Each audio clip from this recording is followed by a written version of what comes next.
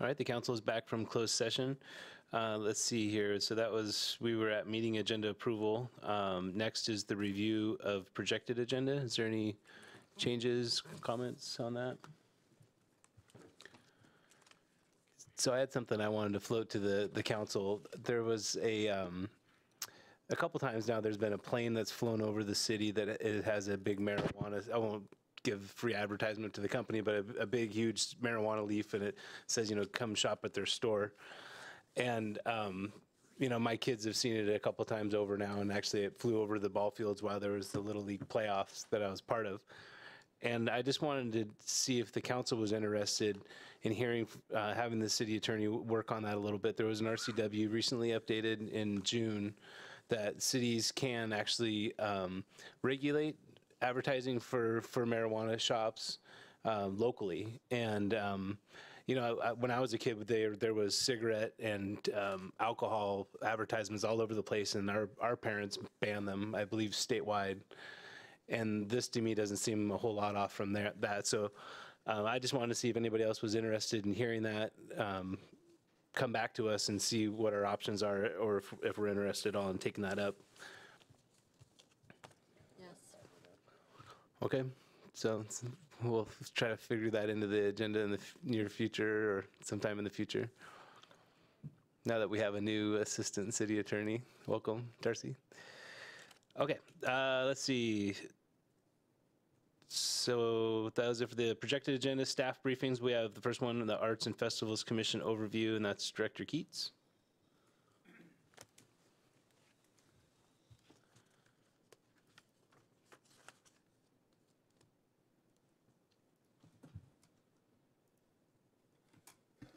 Thank you, Mayor, Council. I'll actually start with the parade, if that's okay. A week from today, we'll have another parade under our belts, and but a big difference this year is our course is going to, our parade route's going to be different as due to the Main Street project that's going on. So just trying to get the word out to everybody. It'll start and end at the same place. But as you can see at the start, instead of going straight down Main Street, it'll bear right on 104th and then make an immediate left on 183rd Street down to the Bothell Everett Highway and then northward up to Popkini Stadium. So it'll end at the same place. And we're asking everybody to please refrain from putting out their chairs until July 1st. The contractor will be gone as of Friday, and we'll come back and start again on his work on July 5th, I believe. So that's just the route that we're publicizing, hoping to getting everything out to everybody so everybody knows what's going on. Director Keats, just real quick, is it going to be a new common practice that we won't allow chairs to be put out until July 1st, or is that just this year only? I think that's just this year due to the nature of the new route. So yeah, we'll probably go back to normal next year, or at least that's what I would think we would do. So thanks. Sure. And then also, sorry, you got one more question, Councilmember okay, Sam. sorry. And will the entire City Hall parking garage be open for public parking? I believe so. Yeah. Okay. So yeah. And so that's 250, 60 spots. So I don't know how many, but people should. 3 levels. That's a good place to park. That's a good place to park. All right, go ahead. Sorry. Okay, that's quite all right. And also, the parade schedule is same as usual, like pancake breakfast from 8:30 to 10:30. The children's parade begins at 11:15, grand parade at noon. And our parade theme this year is United We Stand. And just by way of information, leading the parade will be our city manager and Jim Ropke, our fire chief, and I think Henry or somebody from the police chief or police department. So we'll have them go first and expect a good turnout. We're up about close to 90 or 100 entries already, which is par normal for the event. So we'll have another busy 4th, I'm sure. And then also just real quickly, the Arts and Festivals Commission, as you know, commission was established by council earlier this year, and you selected 7 commission members. We've met 3 times now. Our meeting date, just for anybody the public wants to show up, is the fourth Thursday of the month, 7 o'clock here at City Hall, and we have actually had a few visitors here and there already. The commission has done their adopted bylaws, picked a chairperson and vice chairperson. And I'll say they have a lot of ideas, a very creative, very energetic group. Some of the ideas they've floated so far is like been a film festival, partnering with some existing city events, and a host of other ideas. At the last meeting, we pretty much agreed that we'll slow down a little bit and just concentrate on a few things here and there. And because I think they finally understood that they can't do everything right away. But we are going to try to do an event trying to blend our music and arts. So there'll be, hopefully, we're going to do a call to artists and have some arts displays at the concerts in the park during the month of August this year down at North Creek number 3. And the commission is also very interested in communicating with some other arts organizations, arts commissions in the area, just to learn more about what they're doing. And in the not too distant future, hopefully we can come back to council with a work plan, just to give you an idea of what they've recommended, and hopefully seek some guidance and move forward with everything they want to do. So that's it. You have a couple questions here, Deputy Mayor. So can you tell us who the chair and vice chair are? It's not listed. Jennifer Keene is the chair. Vice chair is Mike Doan. Great. Thanks. All right, sorry, I thought there was more. Thank you. Oh, Director you're Keats. welcome. Thank you. So let's see here. We've got the council city manager reports. City manager?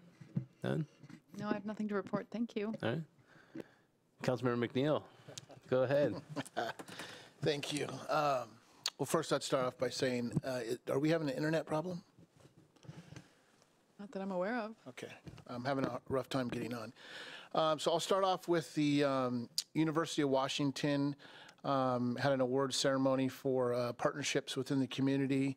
I'm super excited that Director Keats was part of that and won an award for partnership, the city partnership with the University of Washington here in Bothell. So I was super excited to attend that. Coming up, and I believe it's in September, and correct me if I'm wrong, City Manager, but we potentially will be hosting the King County Land Conservation Advisory Group. Not potentially. We've arranged it. Thank you.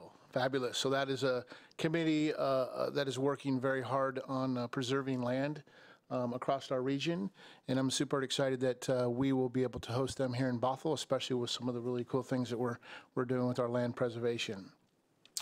Our PIC, Public Issues Committee meeting this month focused on a few things: Veterans and Seniors Human Services Levy. May 22nd, the executive announced a proposal to place a Veterans and Seniors Human Services Levy on the ballot in November.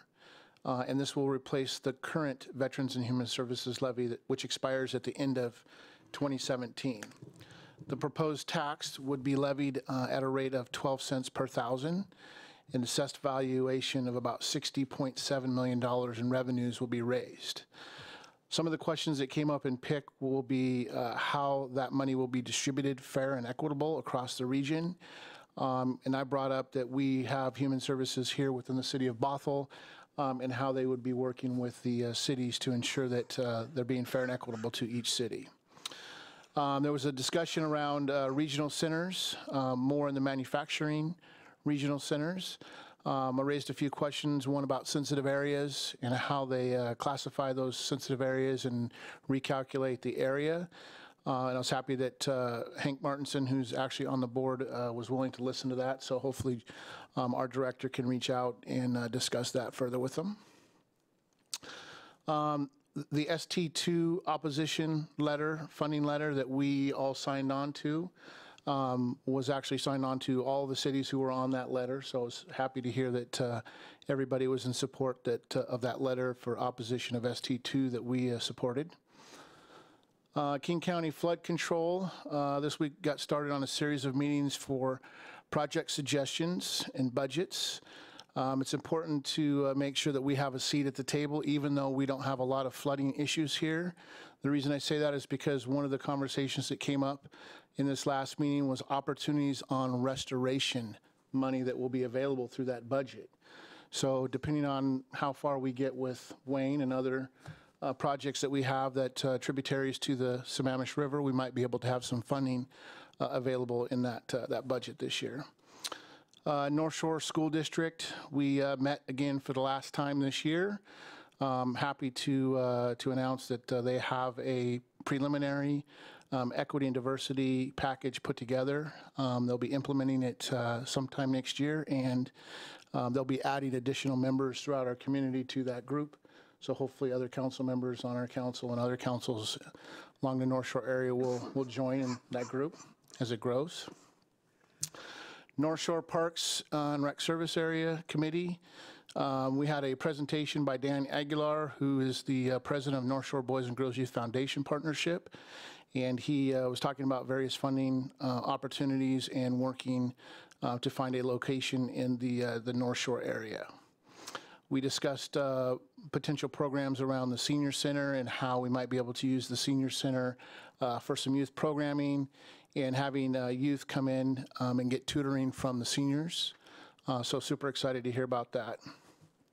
The senior center recap for 2016, 5,680 participants with 2,730 members visiting the center 82,000 times this past year, 2016. 487 volunteers with 60,900 hours of service, saving the senior center $1.76 million. Super excited about all the volunteering that happened over there. Regional Law and Safety Justice Committee. Sorry, I'm going on for a long time here, it seems like, but quite a bit going on. A lot around domestic violence and firearms programs going on right now, a lot of conversation. One of the things I would like to see if we could find ways to support the victims. I know there's somebody who's working over at the University of Washington. I think I did send an email out to the city manager to see if they can make contact on the programs that are available and see how we can help make sure that there's awareness raised around that. Seashore, there was some discussion on membership, but not much discussion except for the Link Light Rail. Seashore is the Transportation, North End Transportation Committee. SC Skit is the Snohomish County version of that. We talked today about the Swift Green Line groundbreaking ceremony that's going to happen July 6th at 9:30 a.m. at the Community Transit Administration Building in Everett. Swift Line, if you don't know, the Green Line goes from our Canyon Park area all the way up to the Boeing. Guest speaker today was Sound Transit CEO Peter, and he talked about funding issues with the new administration and assured everybody at the committee today that Link Light Rail from Seattle to Linwood up to Everett will take place regardless of funding from the administration, and that they have an extremely good credit rating, like the city of Bothell, and they will make sure that the project progresses. There's also a discussion, small light discussion around motor vehicle excise tax. Sound Transit, he discussed the fact that they had the information online the entire time, and there was a little bit of cross contamination of the information that the calculators weren't displaying properly, but they did check it, and it sounds like they did with the Seattle Times that the calculators were working properly. The actual depreciation formula that was used has not changed since 1999. What has increased is the actual amount of taxation. So that is my committee updates. All right, thank you. Deputy Mayor. Phew. Okay. So just briefly, the mayor and I were at the library June 1st, or June 4th, I guess it was, for a council conversation. We didn't have a lot of people there, but they were all new, except for one council candidate. We had recently a regional transportation meeting put together by King County Executive Dow Constantine, and every city in King County was there and represented. And the basic meeting conversation was around the need for road improvements beyond state highways. So there was broad consensus on the lack of funding to maintain this infrastructure, and agreement on the basic identification of the most important roads in our regional transportation system. So they've put together a preliminary map of the most important regional roads. There was basic agreement about those, more or less, and so then we're going to be moving forward on trying to identify some funding. And then I attended a conversation in Redmond about the growing opioid and heroin crisis. They gave basic information how it happens, where the system kind of breaks down, and what it looks like as someone becomes addicted, and then talked about some of the measures to treat addiction and increase the success of treatment. Basics, which it's all new to me, so basics were great because I don't know a lot about it, but basics about prevention and education. Someone in the crowd asked, or basically said, well, in Canada, these free injection sites are a complete failure. Someone who's hosting the petition against them. And the UW professor who was speaking in response said, well, it's a different scenario in Canada because there's apparently an influx of fentanyl from China. And so that makes it a completely different scenario. And basically the idea behind the injection sites is that you kind of bring them in. There's like 4 doors, right? You bring them in to get the safe injections, and then as they become more and more, I guess, agreeable to trying to get treatment for themselves, it's also available in the same place. So you can kind of educate them, make them feel safe, and move them along toward treatment. And hopefully you get some wins out of that. So, and it saves lives, period, end of story. So there's also a new program I don't know if it's King County or just the metro area, but currently we have I don't know what they're called, medication boxes where you can bring your old prescription drugs. We have one at the police station, but now a law was passed that they can be located elsewhere. So now there are different sites. There's a map. I can't remember what it's called. Take Back Your Meds. And so right now, I know in Bothell that they take them at QFC and also at the Health Point. So people, just to make it easy for people to bring their drugs back, because one of the biggest issues is kids or other people getting into people's medicine cabinets, stealing them, and then before you know it, they're addicted, or it helps them continue to abuse the drugs. So tomorrow I have a meeting at Snohomish County tomorrow. I just wanted to make you aware we're voting on the new fee structure. Last time when I talked about it, they were requesting a 16% fee increase. The executive board met, and now their recommendation is to make it a 3% increase and to cut back the director's time from 3/4 to half time. So I'm assuming that we're okay with that. I don't know if we need to vote on it or how that works, but I'm assuming we're good with 3% rather than 16. Okay. And then as far as my 405 stakeholder group, I met with Mayor Stokes of Bellevue last week, and we discussed ways to move forward and what it might look like if we were to perhaps make it a subcommittee of East Side Transportation Forum, or who else we could reach out to in terms of businesses to get them to sign on to the letter to put pressure on the legislature to move forward with trying to find ways to fund the 405 interchanges and expanded lanes. So I think that's, oh, I have 2 more things. Care Day is this Thursday from 9 until 3 at North Shore Junior High. So lots of services are provided for people in need, whether it's resume building or haircuts or dental services and that sort of thing. So an important service. And then because you brought up domestic violence, James, I thought I'd let you know that we're hosting the domestic violence task force that I'm on in Bothell in November. So we should probably talk about that event at some point and what that looks like. But anyway, that's my update.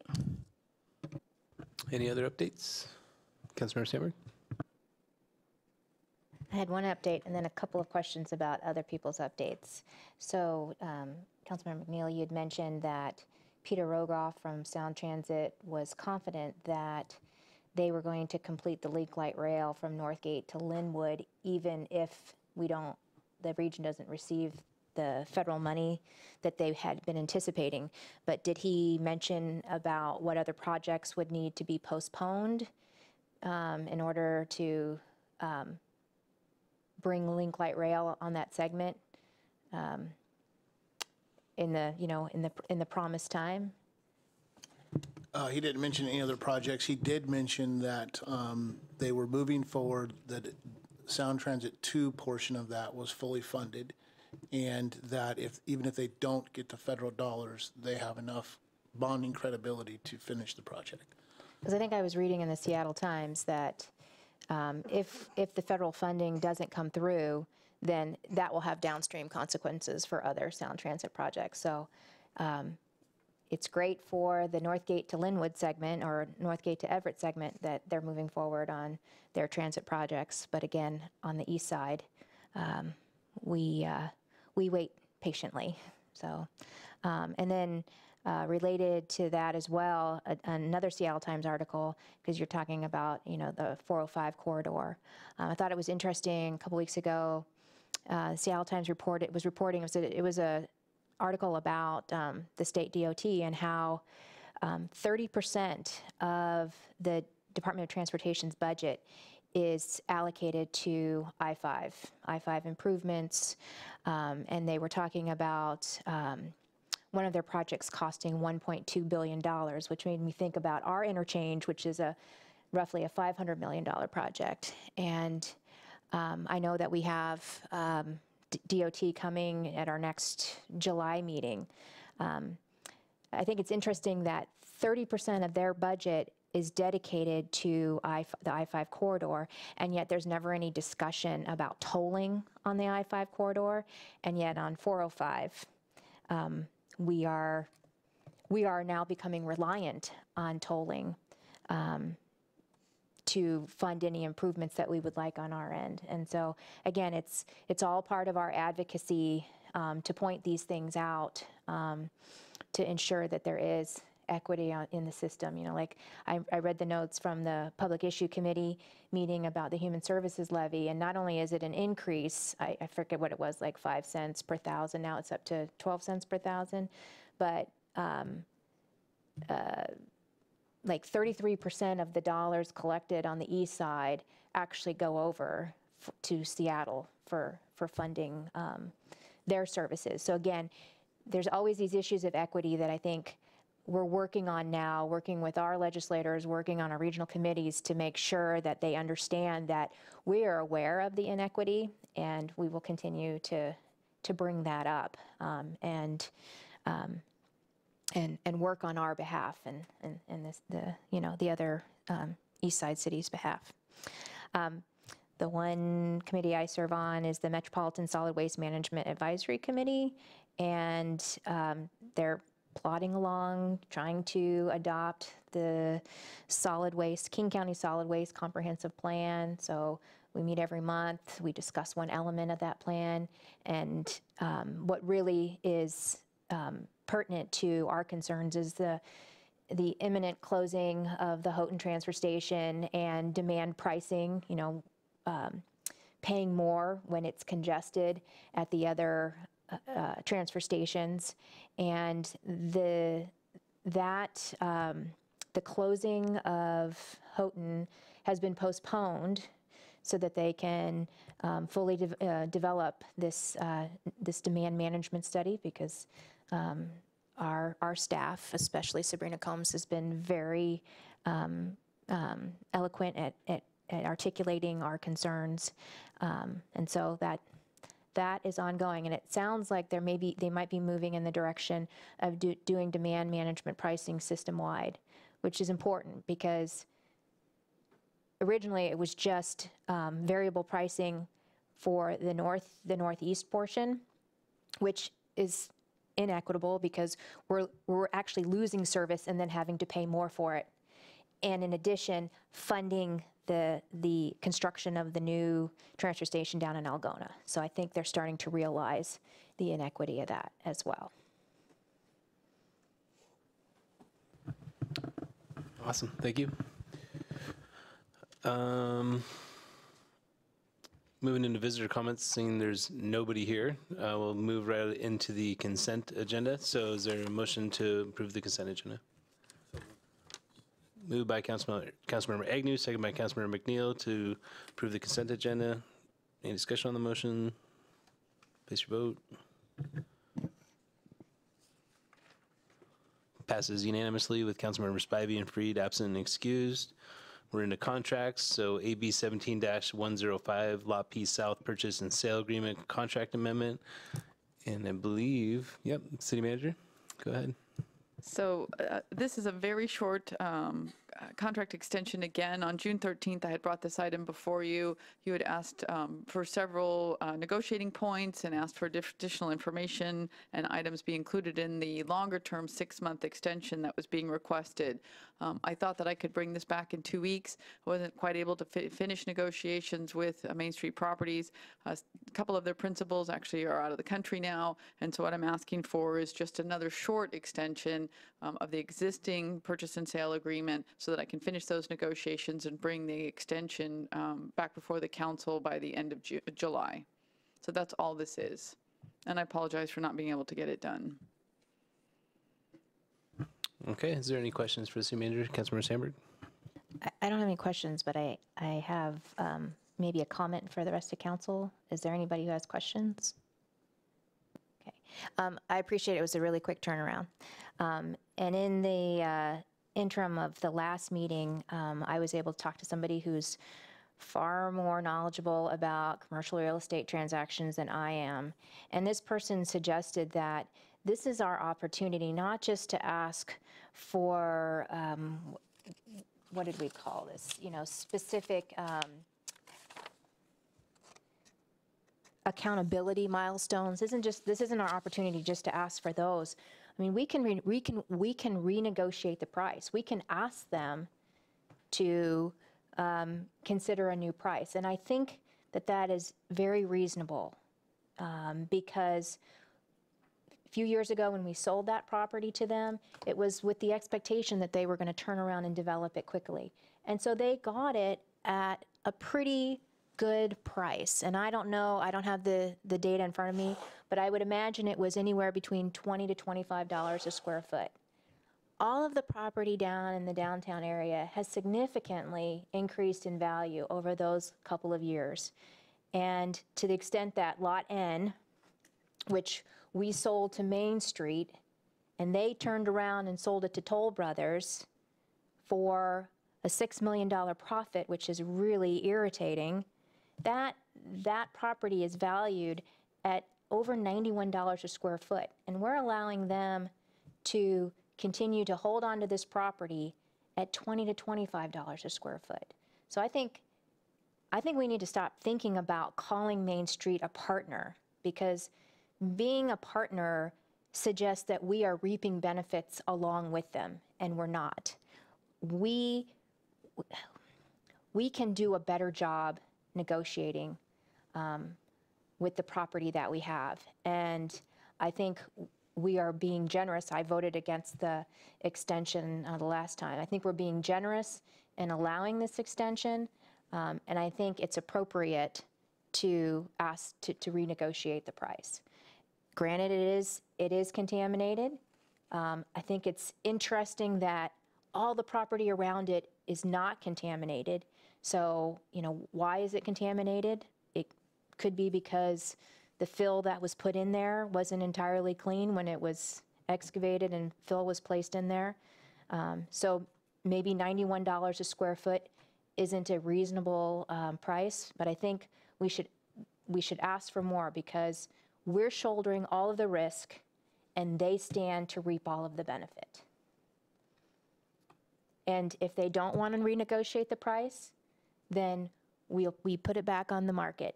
And I really feel that with the market the way it is, you know, the risk for us is if the market tanks. And I don't think anybody believes that the market in this area is going to tank in the short term, the next year.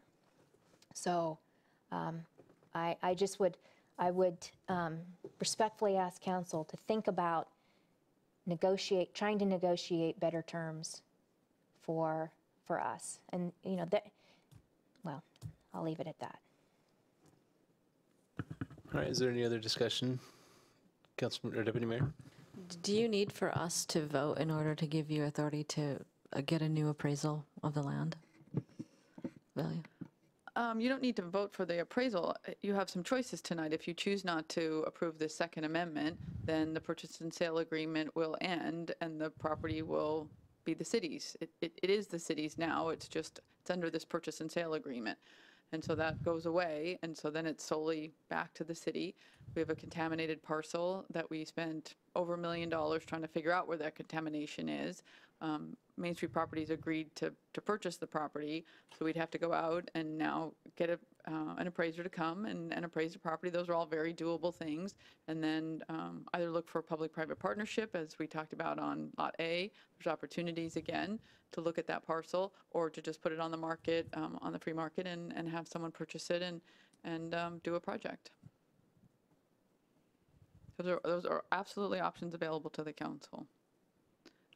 Direction to renegotiate the sale, I mean, that's certainly something you can, on the sale price, you can give me that direction as well. You had given me some direction with regards to releasing earnest money and some other parameters, and that's what I was working with Main Street on. Okay, thank you. Any further discussion or questions? Councilman Agnew? I agree with Councilmember Sandberg. I think Main Street has reaped considerable benefits from the city. And with this property, they've been just sitting on it, and it's escalated in price. They took it as is. They knew the risks, and now they're asking for numerous extensions. So I won't support this extension, as I didn't support the last one. All right, is there a motion to approve the amendment? Or do we need a motion not to? I guess if there's no motion, then then it ends. Anybody want to make a motion? So I didn't get a chance to read it because it's in our packet. So currently, it's just giving you extra time to negotiate. To finish the negotiations through, I think it was July 25th. I don't know if it helps you or not. When I was speaking with Main Street Properties, it is going to take them time to get through this due diligence process. So I had come to you with a 6-month extension, and what I bring back to you will also be a 6-month extension. But that project is not going vertical for much longer than 6 months, and so there's a tremendous amount of work that still needs to be done by Main Street Properties to get through the due diligence period, get their environmental company back on board, do the environmental work, figure out a remediation plan, and then actually begin the work, and then be able to go vertical. So So can I'm trying to think. As part of the contract, can we make it so that we're able to talk to other buyers potentially during that time? I have that. That was one of the that's actually I think it's in there now. I think it was in this extension. We've added that in. You have added Yes. that in. So to approve it for 6 months still gives us time or the opportunity to look at other potential buyers who may be interested. I can do that now. I can do that. So this is just for the month. So Oh, okay. so the amendment that's before right. you is just for the month. Okay. And I'm trying to look. I think it's in here already, right? Yeah. So it's already in the first amendment that you approved for the 16 days. It's in this amendment that we can continue that. And so we can talk to buyers now. I can go out and get an appraiser now. I'm able to legally do that. Okay.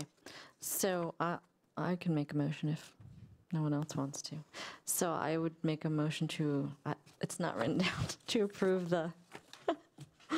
authorize the city manager to sign the second amendment to the purchase and sale agreement in substantially the same form as presented. And that just gives you time to work towards a resolution or not? Correct. Okay, Yes. so that's my motion. I'll second the motion. You want to speak to your motion, or are you good? Well, I just think it leaves the most options open. While I'm disappointed with what's gone on so far, I'm not ready to close the door on Main Street. They have produced other buildings. We don't currently have anyone beating our door that I know of for the property. That doesn't mean there wouldn't be, but I don't think we've had an opportunity to explore who else might be out there and interested. And so to me, this just seems like leaves the most options open. So I'll speak to my second. Main Street Properties is involved with the revitalization of downtown Bothell in a big way. This isn't the only property. There's a number of other properties. Know that I did watch the council meeting tape actually from when they were here, and I think we got the point across that we're very displeased with them not working on this property. But I also have concern because of all the other properties they are involved with that, if we take I think we've already made a hard stance with them, and I think we've opened the door to look at our options, and we've made it clear to them publicly that we are looking at other options than continuing this arrangement with them on P South. So I don't know why we wouldn't give the city manager 30 more days to work with them. And also work on other options at the same time. They're still a willing buyer. I think they got the hint that we're not happy with the lack of performance. But I don't want to give up on them just quite yet. I just want to be balanced and fair. And I think that they have done some investment in downtown. They have made money off of it. That's what they do. And so I'm in support of extending for 30 more days. Councilmember Sandberg. I'm going to be voting no. There's a logic to or a rationale to staying with the horse that's made significant progress in the race. But what the city manager described to us was that we're still at the starting point with Main Street on Lot P South, and they've had a lot of time to get further along to the finish line. They've had a lot of time since the time that they originally purchased this, and back in we authorized it in March of,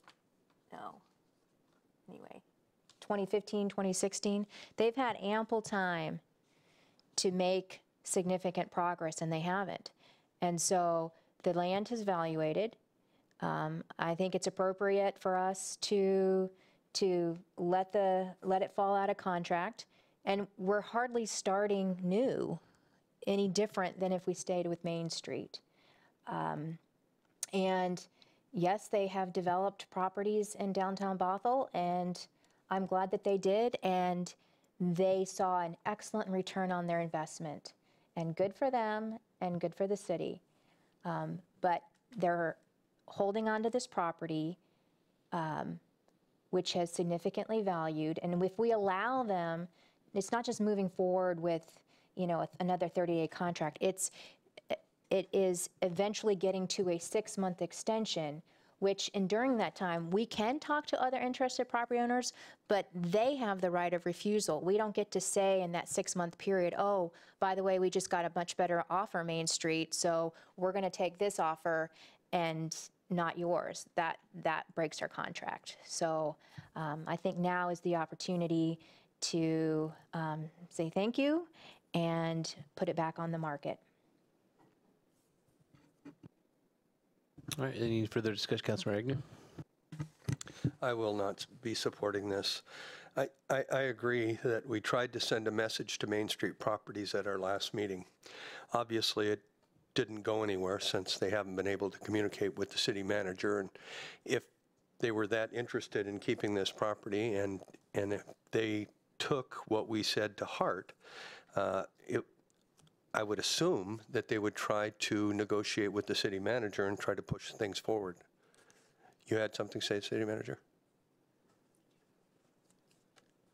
We can't. We're in deliberation. Sorry. So I will not be supporting this. All right, any further discussion? Councilmember McNeil? I don't know if it's appropriate or not to ask for a point of clarification, Mr. Mayor. Is this a decision, if we make this decision, do we need to have 4 votes to pass this? No, that's only on ordinances. Okay, Yeah, this is just a, so it's a majority on this? yeah, majority of the council present. So I have to agree with Councilmember Sandberg and Councilmember Agnew. The timeline concerns me that I think that we're going to be waiting another 18 months to go vertical potentially with this project. Could be sooner, but it concerns me because we've had a lot of time that has gone by and nothing has been done. And being in the industry that I'm in, I understand how that can actually happen, how one project can take a priority over another project. And I think what's important in the decisions that we need to make up here is what's important to our community, and that is ensuring that we're moving our projects forward as quickly as we possibly can and making sure that our downtown is finished as we set it out to be. I would say that I also feel by not supporting this motion, it gives the city manager the ability to continue to negotiate with Main Street Properties and or other potential investors. And at the same time, if we grant the extension, that same negotiation would be taking place. I'm a little unclear right now on, and I know we can't ask questions, so I'm not asking a question, but I'm a little unclear on if during that process we can negotiate, get appraisals, and how that would affect other potential buyers. Because typically, if you have somebody who is under a purchase and sell agreement, other developers probably are going to stay away. They're not going to make a firm deal because they know you're in partnership with somebody else already. So I also will not be supporting this motion. It's not because I don't want to continue and see Main Street go vertical. It is because I want to see something happening sooner rather than later. All right, everybody's had a chance to talk, so I think we're ready for a vote. So I think we know what we're voting on, right? Yep, okay.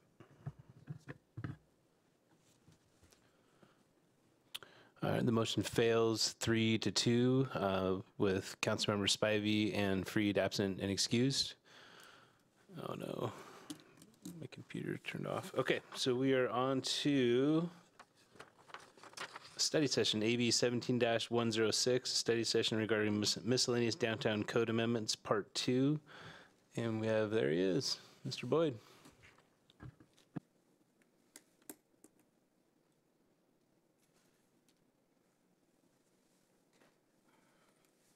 Thank you, Mayor and council members.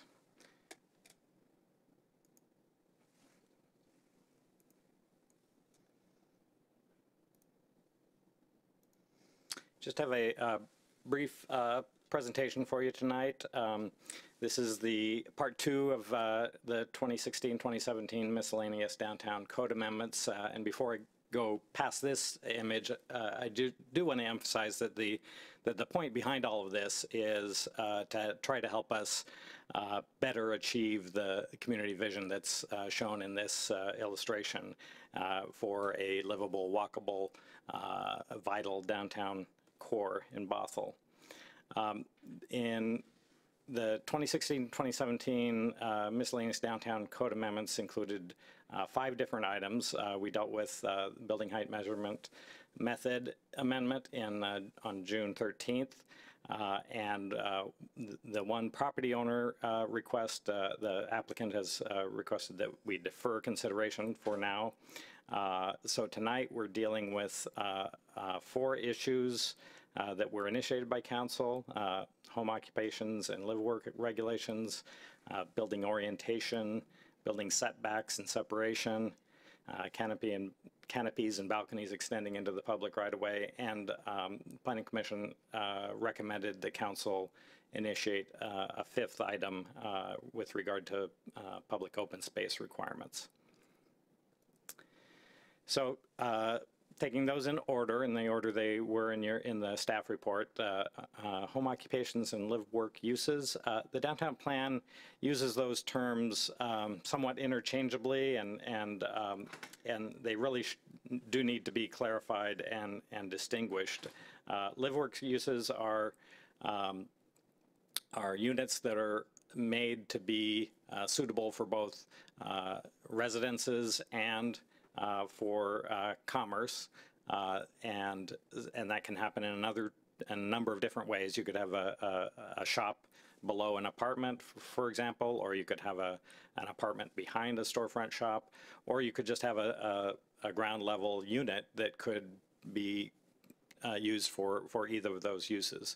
And an example of this is at 6 Oaks. Many of or in fact all of the units on the backside, 185th, 98th, and 183rd were built as live workspaces, and some of them have converted from living spaces to commercial, and at least one has gone from a commercial to a living unit.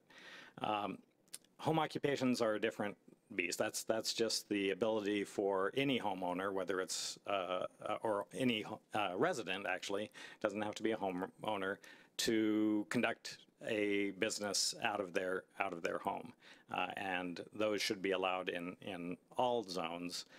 So what the amendment that we're proposing here is fairly simple, just removing the indication for where live work uses are allowed, and explaining that in the note box that's shown on the screen here, that basically says that they're permitted in the areas where we do allow ground floor business uses. That would be downtown core and downtown neighborhood, and then clarifying that home occupations are allowed in all districts.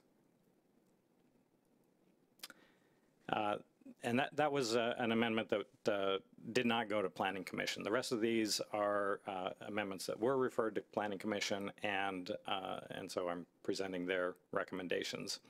So the items 2 and 3 in the staff report, building orientation and setback and separation requirements, are issues that have arisen as we start seeing more interest in infill developments, especially in the downtown transition district. And as we've started to get those applications, we've discovered that there are certain of the regulations that could use clarification or amendment. So first of all, these illustrations on this slide all illustrate aspects of both of those. The code currently says that all buildings must front and be oriented on a street, but on bigger lots there are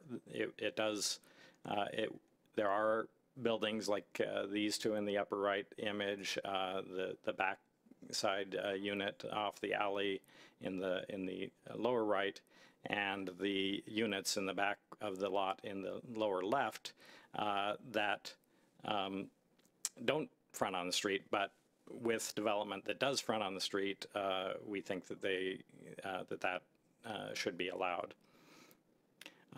These slides also illustrate the building separation issue, the space between buildings. This is a proposal that shows something in the lower right that is less than what the code requirement requires, and also shows that when you get to these small lots, that the building setback requirements are one, they're less than in the adjacent single-family district, and two, they just make developing these smaller lots quite difficult.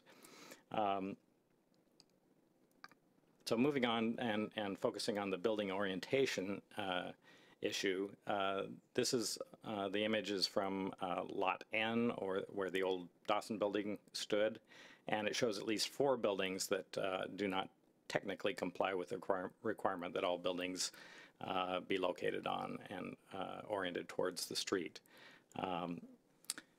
But it does, with its public open spaces passing through the development, does provide a very livable and workable solution for townhome development.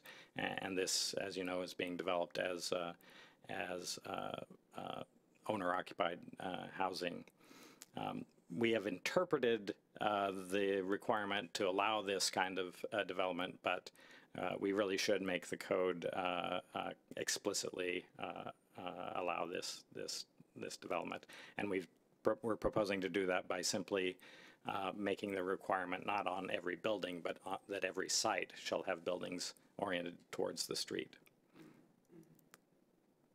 This is, again, a townhome development on the proposal on 185th and 103rd that proposed having multiple smaller sets of townhomes in groups of 2 and 3 in order to get windows around 3 sides of the majority of the units.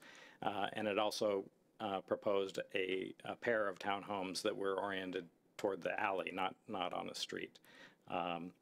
And this also illustrates some of the issues with the building setback and separation issue, but I'm including it here to show that. And then just one lot removed from that, further east on 185th, again, another development or proposal that had a couple of alley-oriented homes that would not currently be allowed by a strict interpretation of the code. And what the result is on the larger corner lot is that result in the developer going to a single building of 13 townhomes as shown here.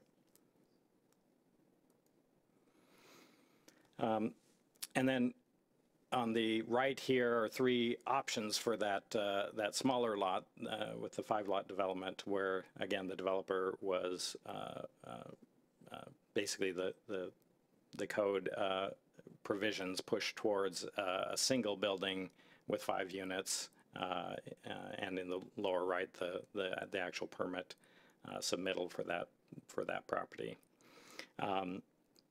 And this is right next door to another 5-unit townhome, so it's very, very consistent with what exists in the area.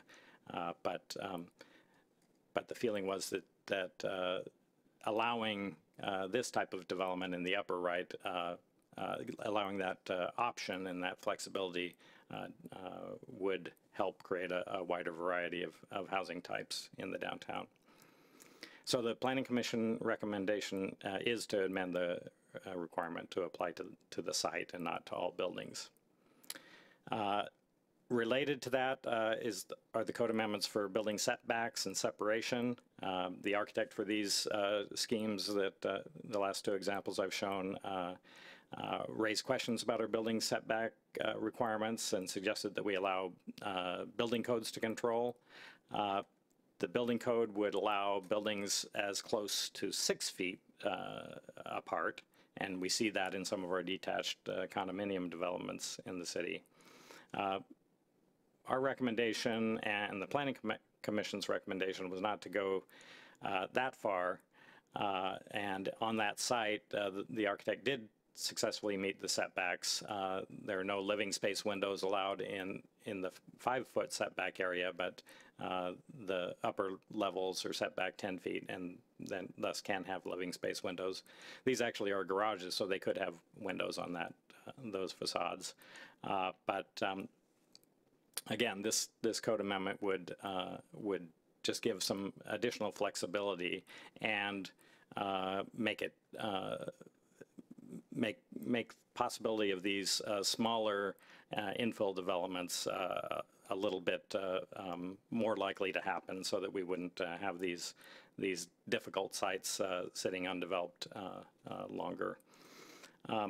So the Planning Commission recommendation is to allow 5-foot side setback with living space windows on lots less than 15,000 square feet in the downtown transition and downtown neighborhood districts, with the requirement that with the reduced setback. Windows must be placed to avoid direct alignment with adjacent buildings' windows.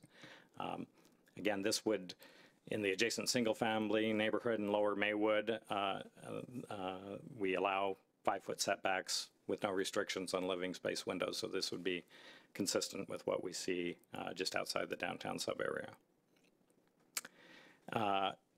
Space between buildings requirement is related to the setback in the sense that currently the code requires 10 feet for setback for buildings with living space windows, and then so that two adjacent developments with living space windows on their sides would have a 20-foot separation. That same 20-foot separation is required between buildings on the same site. Here, the developer wanted to do multiple units with more light into the individual units, but it was only feasible if those setbacks would be reduced to 10 feet. And the result was that they moved forward with a larger development, single U-shaped building with the 13 units shown here. So again, the planning recommendation was to reduce the space between building requirement on parcels of 15,000 square feet or less in the downtown neighborhood and down transition to 10 feet. And then as we looked at this, we also realized that the 30-foot requirement in the SR 522 corridor and the general downtown corridor was also not consistent with the 10-foot side setback. So we're recommending reducing that. Planning Commission is recommending reducing that to 20 feet as well. And then as part of the analysis, we did look at the lot sizes, and there are a number of smaller lots that would meet that, would be below that 15,000 square foot threshold along Lower Maywood, which does have reduced setbacks itself.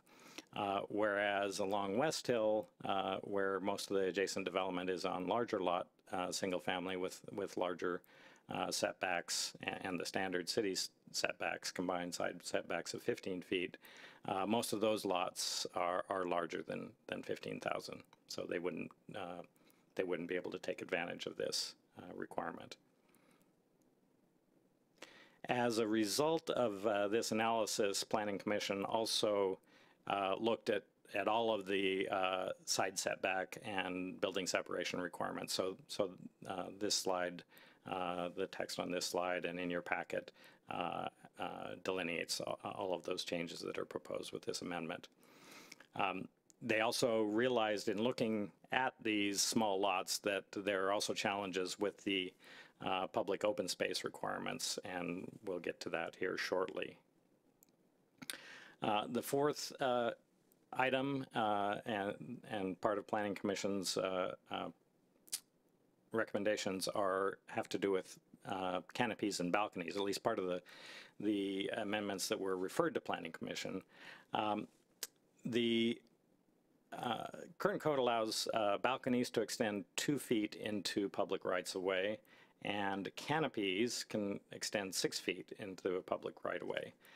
The Junction development here proposed to have a second level balcony that would essentially serve as a canopy for the ground floor retail below, but extending 6 feet into the public right-of-way goes beyond what is allowed for balconies. So this code amendment was basically to recognize that special situation for those second level balconies above residential uses, or above retail uses.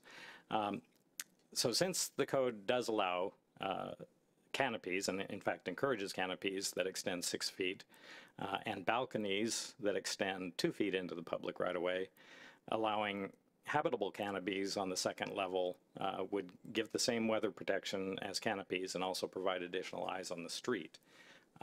Planning Commission actually deadlocked on this issue. There were arguments that these solid canopies, which a balcony would by force be a solid surface, would provide too much shade for the street level, whereas canopies could be glazed and let more light. There's no requirement the canopies be glazed. So half the commission that was in attendance that night was in favor of this amendment, half was not. So basically that one's getting forwarded to council. Staff's recommendation is to allow second level balconies that serve as canopies to extend 6 feet or half the width of the sidewalk, whichever is less, provided the clearance averages at least 14 feet above the sidewalk, which is the same as the minimum ceiling height for retail spaces. And we're also recommending that the length be limited to 50 feet, which is the same as the maximum storefront width on in the code and equal to the long leg of the Junction's original proposal. Then finally, the public open space issue that was raised has to do with these smaller infill lots. The code currently requires open space to be at least 20 feet wide in its smallest dimension, and only allows dividing it if there's more than 3,000 square feet required. Many of these small infill lots require less than 3,000 feet, and even in that case, the code only allows the smallest open space to be 1,000 square feet. And again, many of these small infill lots would produce public open space of less than 1,000 square feet. This particular one would require 1,950 square feet, which they propose to split into 2 smaller spaces as shown here, and then pay cash in lieu for the remainder. Many other developments, like the other townhome development with 5 units, would require even less. There is an option to pay cash in lieu in these cases, but we thought this was worthy of consideration, and staff recommends, as Planning Commission did, that Council initiate a code amendment and refer it to Planning Commission for further study. So that concludes my presentation. I certainly welcome any questions, and then we would like any feedback the council has on these proposed code amendments, and we have a public hearing scheduled for July 15th to consider them for adoption. Thank you. Thank you, Mr. Boyd. Who would like to go first? That's July 25th is the study or the public hearing? Yes. Okay. Deputy Mayor. How do we want to approach this? One issue at a time, like start with home occupations and then move through them? Or do you want to address, each person address them all at once? I'd prefer to do it one issue at a time. That's what I was thinking as well. I have a lot of questions. Okay, I do too. So regarding home occupations, I don't have an issue with that. I do find this particular chart a little hard to read. I don't quite understand it, but I don't have an issue with changing it as recommended. I'm fine with adding home occupation. I'm good with home occupation. I'm also good with home occupation. What is SVV? Live, work, and SVV? Yeah, I'm sorry for not spelling that out. That's the Sunrise Valley View District. That's the one single-family district that's in downtown, and currently, although we think this is a scrivener's error, home occupations are not allowed per the code in that area. I know this kind of goes a little bit beyond the scope of what the change you're asking us to make, but I looked at BMC 1206-140 because I've received complaints in the past about home occupations, and as you know, and especially when the economy was really tight, you know, more people were operating businesses out of their homes. And so do we have a limitation on how many home occupations can operate out of a single home? Because it doesn't look like to me in the code that we do. I'd have to look at that more closely and get back to you. My first thought would be that we only allow one, but you may be right that it isn't explicitly stated in the code. I mean, I think I would like to explore clarifying some of those things, because there are examples where, there's a cleaning business that operates out of a home, and then a roofing business, and it's not necessarily the business itself, it's the impacts associated with like excessive vehicles parked on the public streets, and noise that are associated with those home occupations. And so it seems like, and then as you get into these smaller units in the downtown area, that just becomes compounded. And so I would support limiting home occupations to one, however we must license them per house. That's right. The code does require business license. We do, and the code does have a number of restrictions on home occupations, on the number of vehicle trips that can come to a home occupation, the number of employees.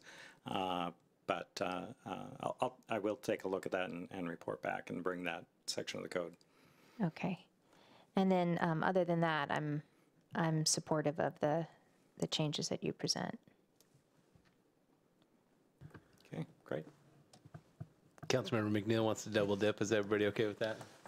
Go ahead, Councilmember McNeil. Thank you, Mayor. I just had one quick question. So on the home occupation, if this is going to apply citywide? Well, right now, citywide and in most downtown districts, home occupations are allowed wherever we allow residential uses. There are just these few districts in downtown that where it's not permitted, and we think that was a scrivener's error, but we do think it needs to be addressed. Okay, and just for clarification, if I live in a homeowners association that does not allow home occupation, how am I affected? So by this code amendment? Yes. You're not. So what I'm talking about is what is permitted per the city code. Homeowners rules, covenants go beyond that and aren't affected by, well, homeowners associations developments must apply by city codes, but they can add additional requirements through their covenants. Okay, so if the association doesn't allow it, Right. even if the city allows it, it's still based on the association. Correct. When you move into those areas, you agree to abide by the covenants as well. Thank you. Go ahead, Deputy Mayor. You want to take the second one? Building orientation. Okay, so I had a couple questions. This is a perfect place to start. So I, in general, don't have an issue with some of the buildings at the back not facing the street. But when I look at this development down in the bottom right-hand corner on this slide, I kind of have an issue with that layout and the fact that that house doesn't have frontage except to an alley. And I don't know how to reconcile which code would impact it, whether, and I also don't understand how there's, so I guess I can glean from what you were saying about fee in lieu for public open space, that that's what they would be doing in this case to get away with no open space at all. It looks like there's zero green. Yeah. Well, this is a very early schematic plan where they hadn't addressed that per se, but yeah, in this scheme, it would appear that they would need to use that even more extensively than the later scheme. So, I guess the thing that seems odd to me is that this is a fairly major street, and so two fairly major streets, and what's basically happening is on that corner, you're looking at the side of somebody's house. So it's not just that it's not fronting your, I just think that's really odd, and I don't know how to reconcile what to do about it other than leave the code as is. It seems really strange to me, and it would seem, Yeah, I can see where the developer would prefer to have more units that have 3 sides of windows, but that can be accomplished by sliding buildings back and forth so that they get, if you know what I'm saying. So like, for instance, when you've got a 3 pairing, the middle one would go back or forth, and then you could have windows at whatever that setback space is. And so what you're saying is that if we were to allow buildings not to front on streets, then we're allowing this, where you've got 2 busy streets and you're looking at the side of a townhouse. And we're having 2 townhouses stuck basically off an alley. And I just fundamentally have a problem with that. The other layout when it's 1 building makes much more sense to me in a dense area. And so, I mean, I can understand in the other examples you gave, like the Dawson building layout. I don't know if you can go to that, but that makes sense to me. The middle 2 are facing the street, but then you've got a setback on building 1 and building 10. There's a little bit of a green setback. It's not right on the street that you're looking at the side of a building. And then is this green lawn basically counting as their public open space? It just seems really odd that we don't have more of a requirement other than a itsy bitsy little strips of grass So for something this dense. there are a number of types of public open space that are allowed, including what the downtown plan refers to as passages that are a minimum of 20 feet wide and that provide, through block connections. So in this case, that's what this area is all public open space. This is the way you get to the front doors of all of those units, as are at least some of these other cross paths are also qualify as toward their public open space and provide those connections through the development to the library, for example, here. This is actually a private street that will provide a connection through to 98th with as other development happens along there. So that's the thinking behind the public open space here. Do we in any way require modulation or, I guess, something that breaks up a flat facade? Yeah, there are for that really apply more to larger buildings than these, but and when you talk about looking at the side of the building, we wouldn't allow any of these to be sort of cookie cutter row houses that don't have any windows on the end, as if they were going to be added onto. So they will all have windows. We, in this case, 2 of the units have entrances off of 96th Street. And if I may, in this, admittedly, this is a very schematic plan, but the concept was to provide units, the individual buildings that were similar scale to the single-family developments in Woody's lower edition, or Woody's first edition in Lower Maywood, and a similar separation between buildings. So the mass, you're trying to mimic the massing. Yeah, and just as an option, it wouldn't be required. You could still do the single building development, but just to allow this as an option. I guess now that I'm thinking this through, I might be able to support it if we had some sort of requirement for the sides facing streets, so that we could be assured that it wouldn't be just a flat, cheap facade with no articulation, nothing of aesthetic value that's fronting on a street. If we had some sort of regulations around that to ensure that it wasn't an obvious side of a building, I think I could maybe wrap my mind around it. I think we do, and I can bring back what's in the code that would address that. Okay, so that's all we're talking about right now is just that building orientation. So I think that's all I have to say on that. Thanks. I know. Mr. Boyd, do you feel like the Planning Commission recommendation addresses the problem? On page 4 here, it just shows the 3 corrections to 1264, 240, 204. I do, because I think that the architectural regulations that are in the code address Deputy Mayor Dewar's concerns about that we wouldn't just have flat, featureless side facades facing the streets. So I'm comfortable with the Planning Commission recommendation as long as that Deputy Mayor's concern is addressed in the other parts of the code.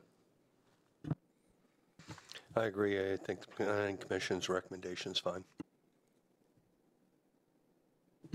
With the new orientation and setbacks, is that going to give us a higher yield?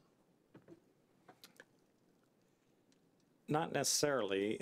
The proposal in the lower right here started out with 2, 4, 6, 12 units, which is the same as, I believe, as the ultimate proposal that they have in a single building. It's just a different type. It'll depend on the actual site. Same thing with the smaller 5-unit development.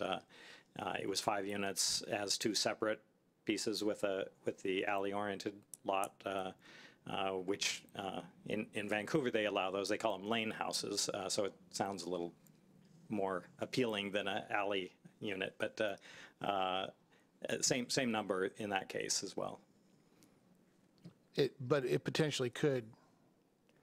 A developer could potentially get a higher yield. Yeah, depending. Every site is different.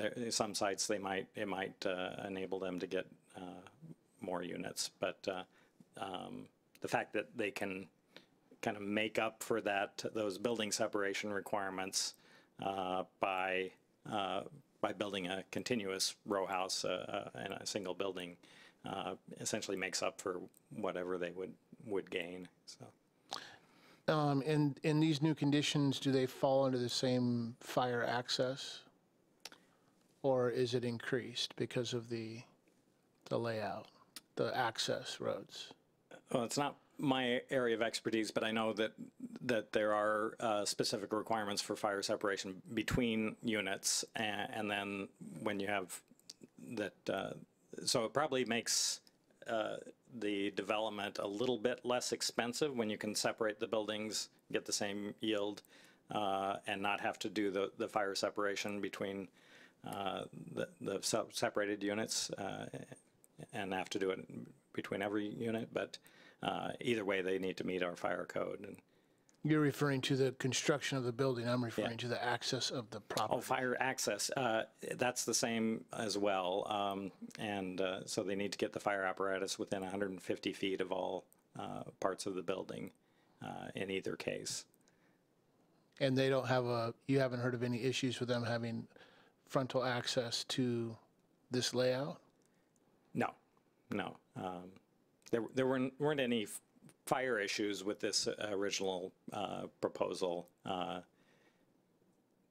per se. They still needed to demonstrate that they could get access, and that they required them to dedicate some additional width on the alley so that they could get their fire trucks down the alley. So, but that was the same for both. Okay, and I know other jurisdictions, the deputy mayor spoke about architectural elements on the side of buildings. I know that other jurisdictions, and I'm sure we probably have that same criteria, that you can't just have a flat wall. There has to be some architectural elements to that. So I would be in support of the Planning Commission's recommendation, as long as we can address that architectural element. Thank you. I have some questions, but I was hoping we could take a break. You don't want to just handle this one, or do you want to go to break? We got 3 more. Can we go to a break after this? Absolutely. This orientation discussion? Okay. So on page 36 of the agenda packet, that's where you have the proposed language change to building orientation, which is 1264, 204. Yes. And this applies, or does this apply to all parcels in the downtown districts, or just those that are less than 15,000 square feet, or? This applies to all. Okay. So I have a concern with, I mean, I can understand that, like, for example, in the Lot N example, it's really difficult to have every building have a face on the street. There's got to be some acknowledgement that there are going to be internal buildings. But what I'm concerned about with this language change is that it says all parcels shall have buildings. It doesn't say oriented towards existing street. It doesn't say how many buildings. You could essentially satisfy that requirement by just having one building oriented to the street.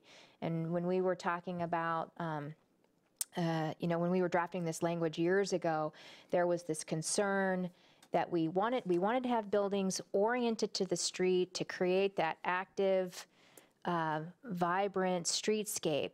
And we wanted to get away from the classic sidewalk, big parking lot, and then the building, like the way the old Safeway was. We wanted to get away from that. We wanted to activate the sidewalk and the streetscape.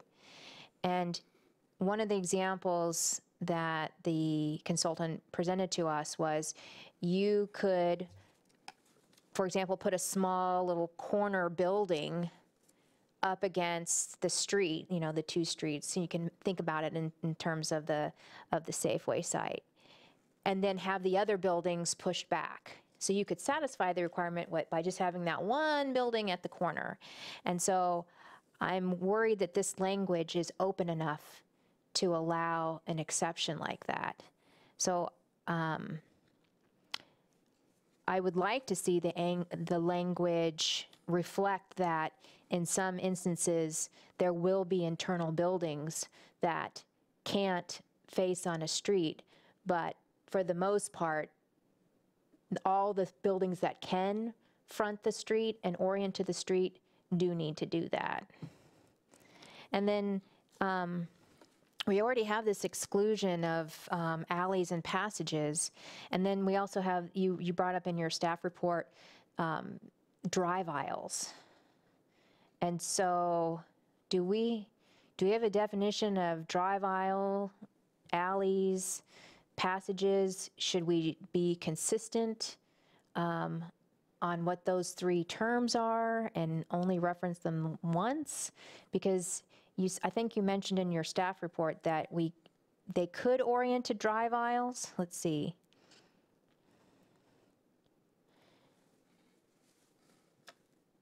Anyway, I wasn't sure. It seemed like that was a little bit confusing if we're using three terms without defining them, but in essence, drive aisles, orienting buildings on drive aisles are okay. I can see if I can see here. Okay, so at the top of page 36, you say, the interior vehicular circulation is via drive aisles that, while not technically alleys or streets, function like alleys, more like alleys than streets. And so it seemed to me that there was some question about how to interpret orientation towards drive aisles and if that was okay or not.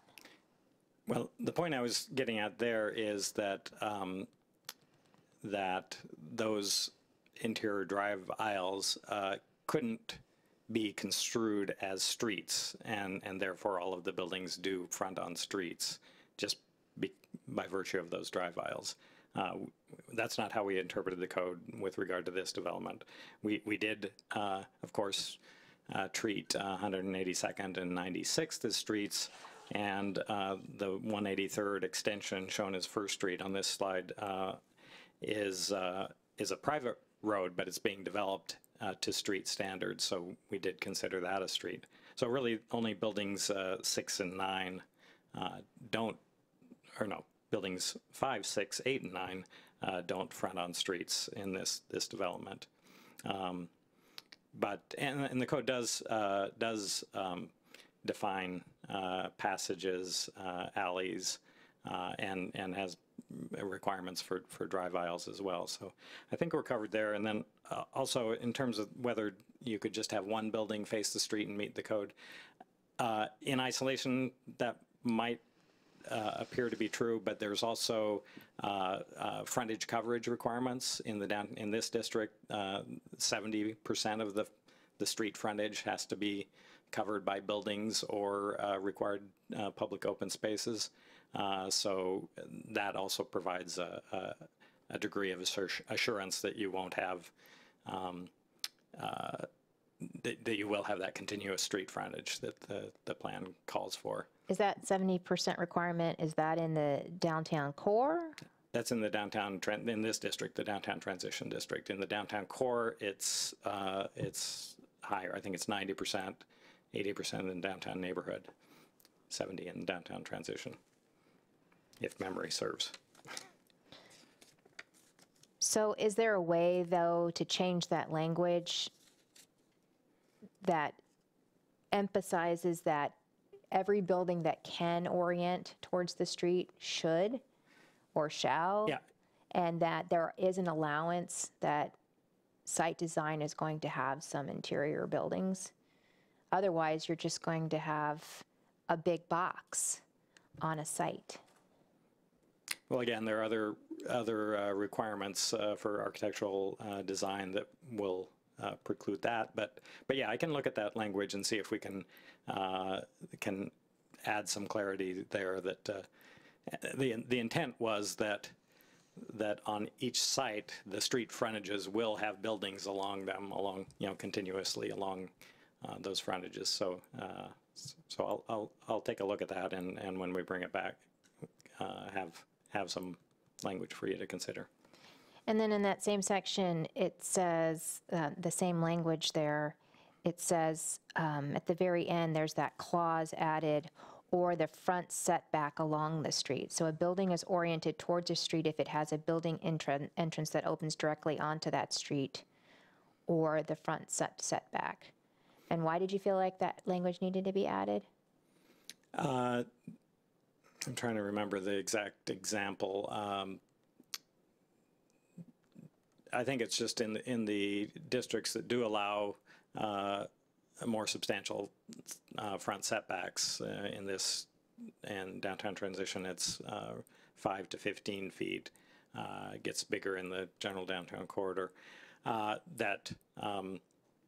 Just to make it clear that the entrance doesn't have to be right on the street frontage, that it can, as long as it's into the front yard, and it could even be not necessarily facing. If you had a little bit of a forecourt on the building, it could be on the sides, not facing directly at the street. Okay.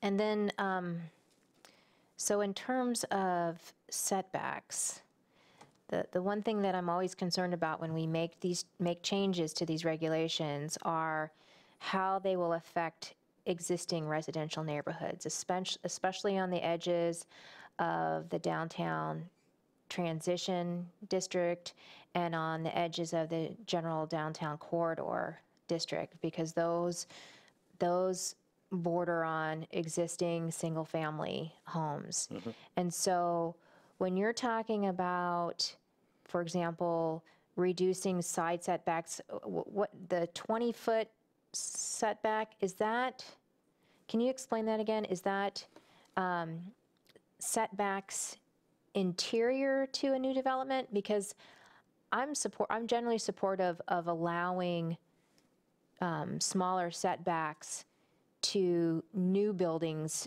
to themselves.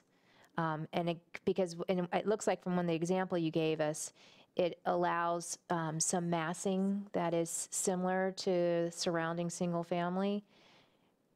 But I get concerned when we talk about changing the setbacks on the perimeter of those, where they're adjacent to existing residential. Councilor Sandberg, you moved on to the next item. Did you? Oh. Did you want to take a break before we take spaces between buildings and side setbacks? Oh, okay. I thought we were kind of talked about that, but that's good. We can take a break. All right.